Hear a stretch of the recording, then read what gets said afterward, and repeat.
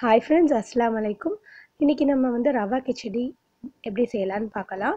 நான் கோதுமை ரவை தான் எடுத்திருக்கேன், சம்பா ரவை. அது ஒரு கப்புக்கு வந்து நான் 1/4 கப் பாசிப்பருப்பு எடுத்திருக்கேன்.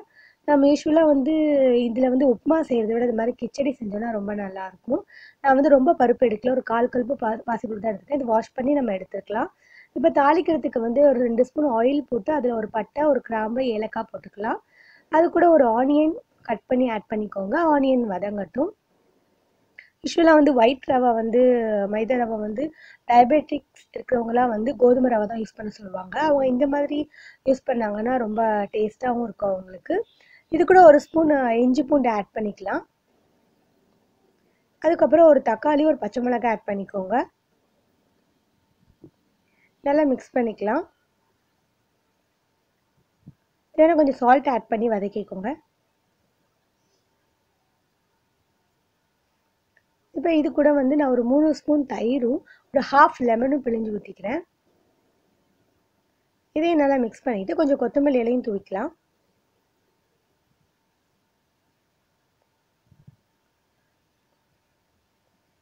இதை மிக்ஸ் பண்ணிக்கலாம். இது கூட வந்து நான் வந்து 2 ஸ்பூன் சில்லி பவுடர், ஒரு ஹாஃப் ஸ்பூன் மஞ்சள் தூள் ஆட் பண்ணிக்கிறேன்.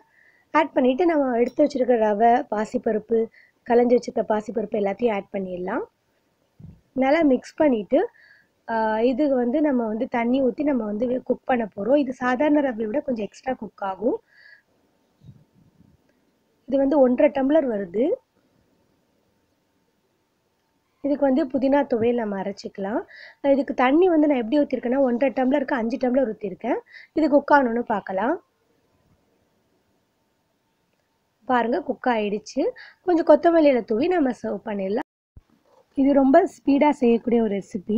நம்ம வீட்டில் நிறைய கெஸ்ட் வந்திருக்காங்கன்னா இது நம்ம சிம்பிளாக டக்குன்னு செஞ்சிடலாம். கண்டிப்பாக ட்ரை பண்ணுங்கள். இந்த வீடியோ பிடிச்சிருந்தா லைக் பண்ணுங்கள், ஷேர் பண்ணுங்கள், மறக்காமல் சப்ஸ்கிரைப் பண்ணுங்கள். தேங்க்ஸ் ஃபார் வாட்சிங் ஃப்ரெண்ட்ஸ். பாய், அஸ்ஸலாமு அலைக்கும் அண்ட் டேக் கேர்.